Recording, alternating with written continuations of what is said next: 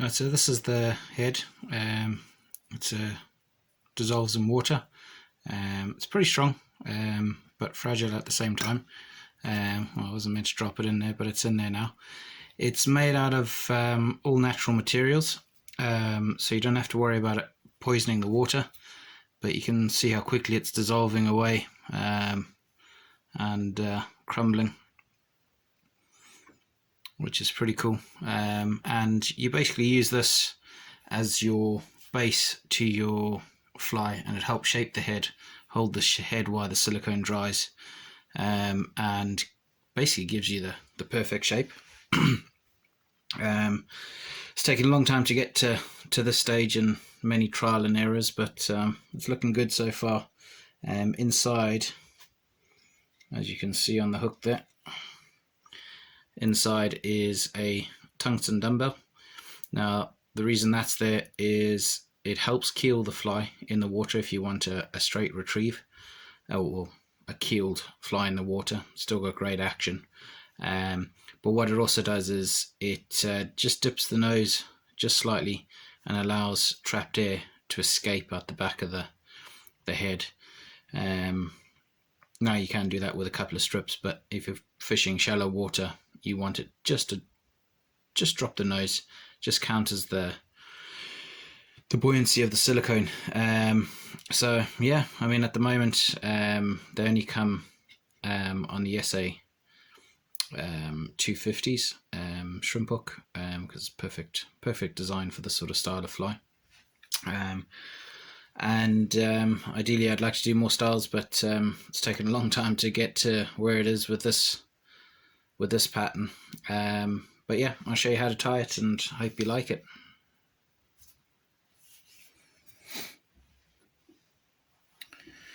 Right, so because of the heads, especially this hook, there's a fair bit of spring in it. You actually have to clamp it in by the eye of the hook, because if you clamp it in at the bend, what tends to happen is the hook flexes and your head starts to crack, which obviously isn't ideal, and you can mess up your fly halfway through tying. So just lay down a bit of a base of thread there. This is 100D gel spun, nothing fancy or anything like that.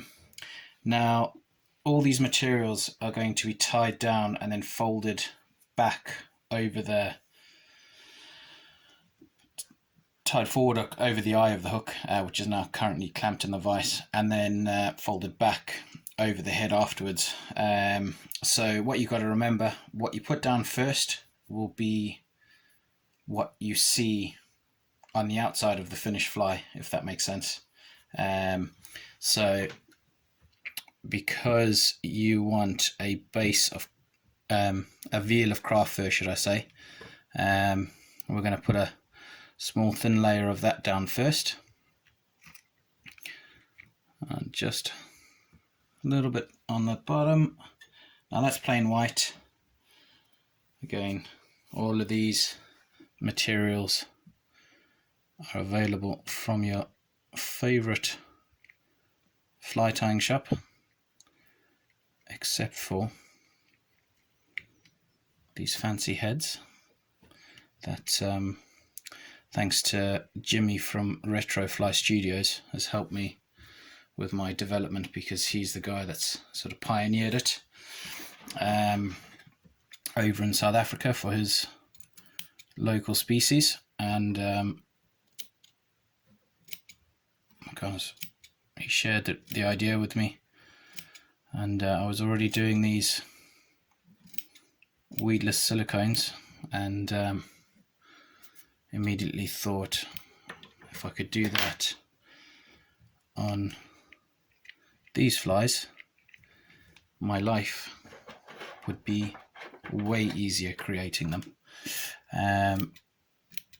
So just trim off the tag ends as you go, because you don't want too much bulk up the front just yet.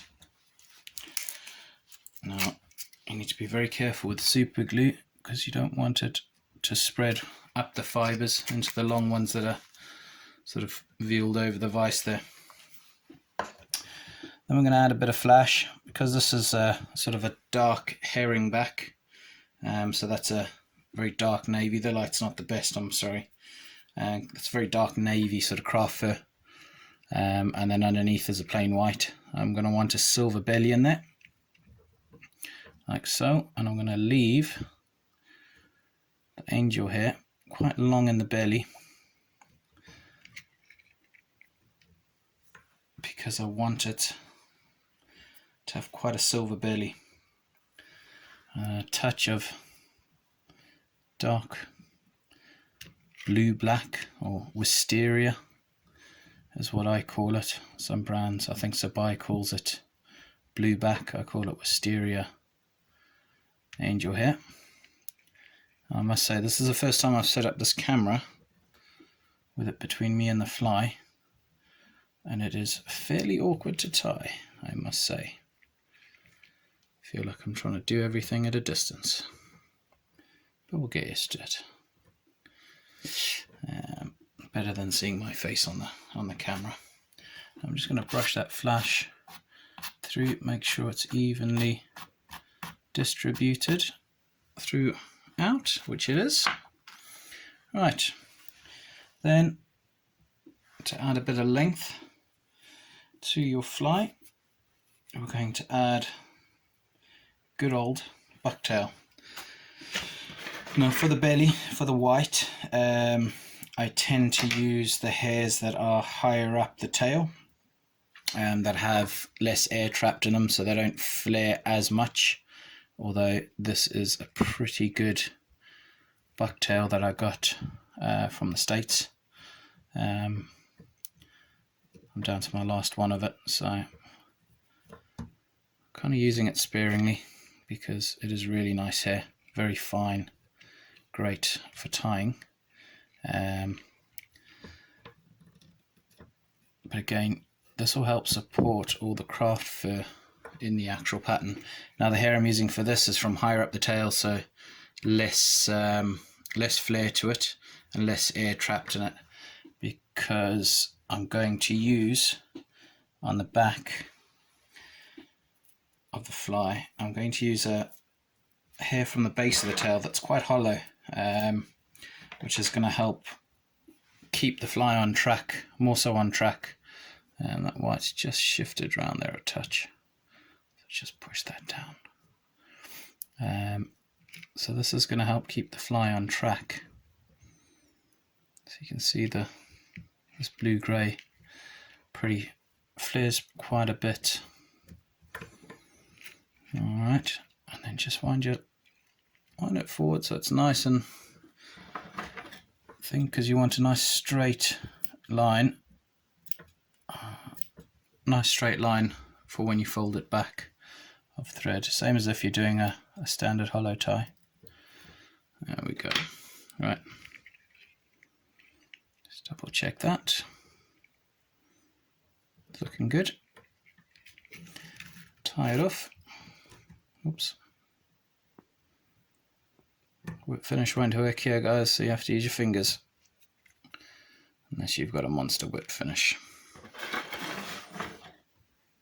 Right, cut that off.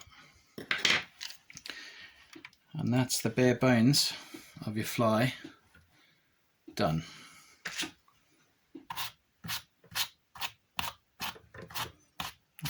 Just brush everything nice and neatly again.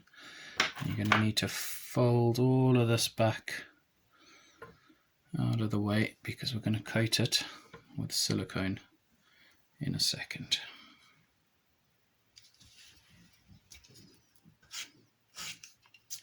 So the silicone I'm using here is it's a silicone that I get from a pet shop.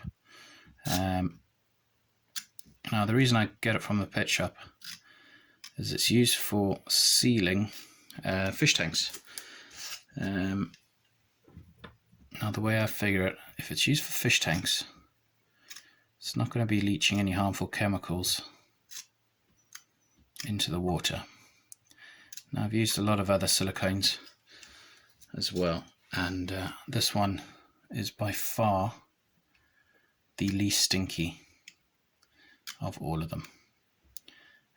Marine silicone is a very good one as well, much stronger, much stiffer though, and it can be a bit like working with window putty. If any of you have ever done the old school windows where you had to putty the panes of glass in, yeah, I'm that old.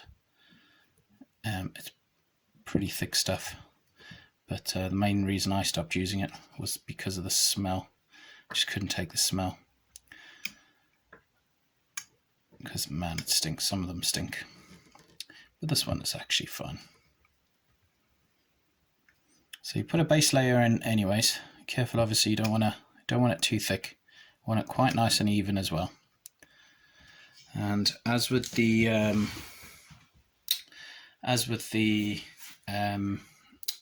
trimmed core, it's the same sort of thing. You're going to pull the fibers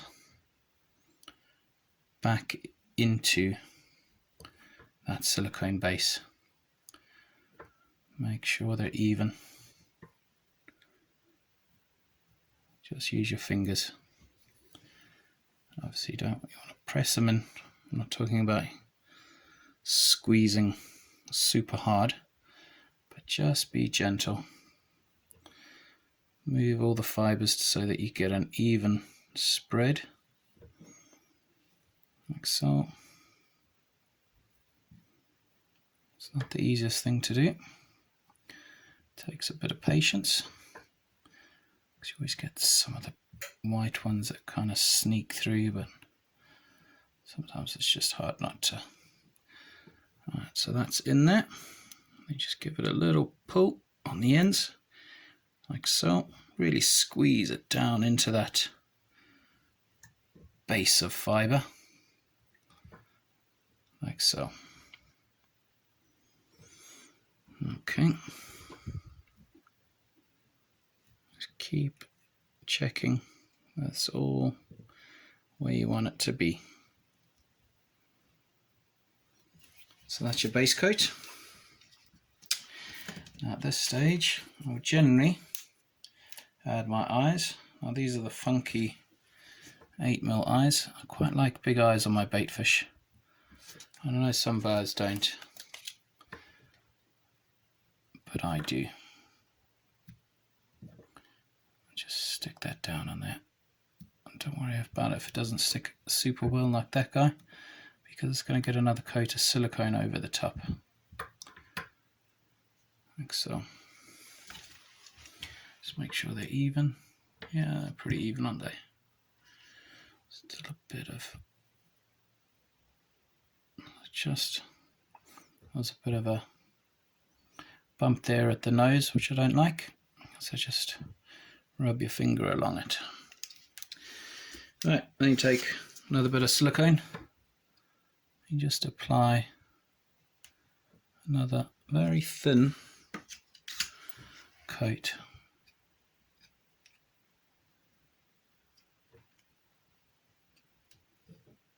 to the top of this.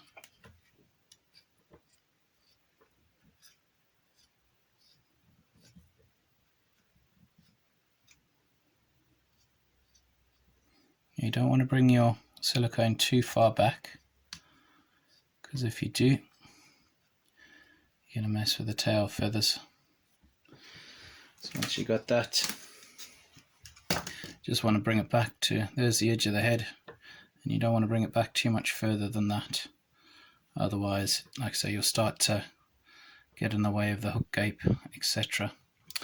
Right, now just to thin that down, I'm using normal glycerin that you get in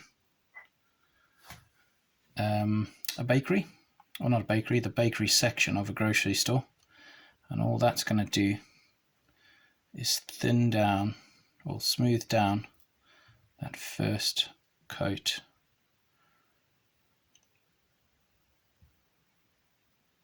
of silicone.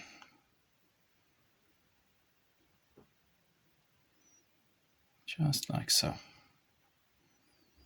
And you're going to leave that to dry for 10-15 minutes, because it's only a very thin coating. Okay, just you can see it's pretty much taken shape there now. Just brush out that tail a bit there, make it a little bit neater. Leave that to dry for a little while, and then it's going to get a top coat on top of this afterwards. Now don't worry about the glycerin, you can actually see the little beads of it forming on there. Doesn't soak into the silicone, doesn't affect the silicone, but it just makes it a lot easier to smooth out without having to lick your finger and whatnot, because I do know that this is chemicals and stuff, so you shouldn't be putting your fingers in your mouth, but you can use photo flu and whatnot as well. But we'll leave that to dry for 5 minutes or so we can put a second coat on. So you might not know it or notice it, but this has actually been drying for the last half hour. I got sidetracked watching an episode of Game of Thrones.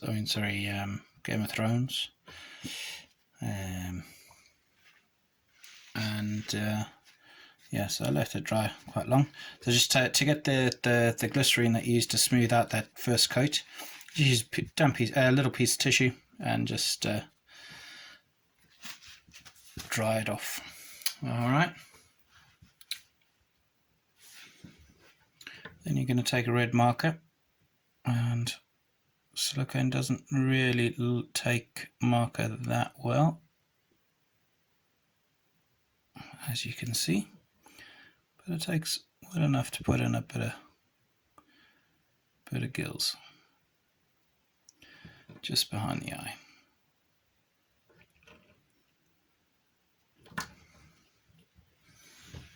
Like so. Then you're going to apply some more silicone, slightly thicker than the first load. And again, you're going to be careful not to go too far back.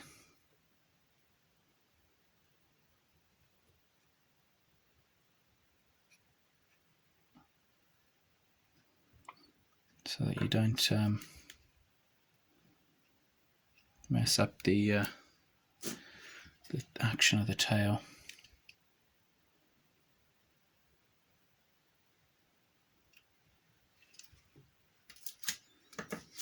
So when there's too much on the blade, you just wipe off the excess.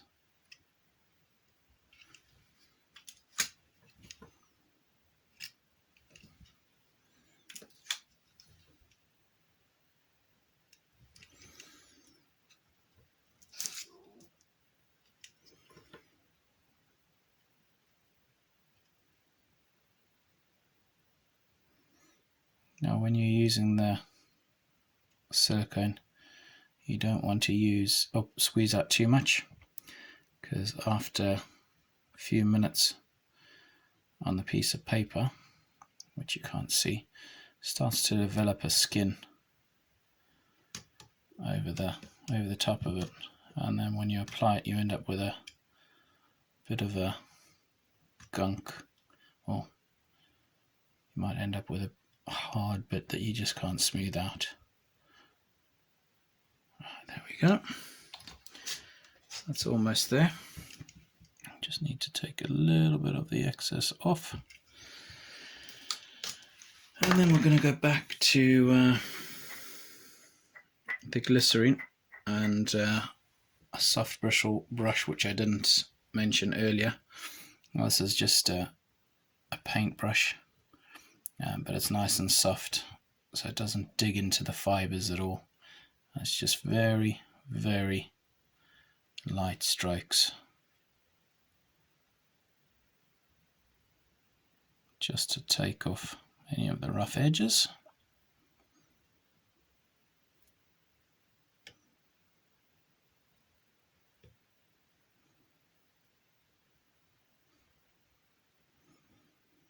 Again, just to make sure that the eyes are fully coated, because you don't want them to be sticking out. And that is finished weedless silicone with a dissolvable core.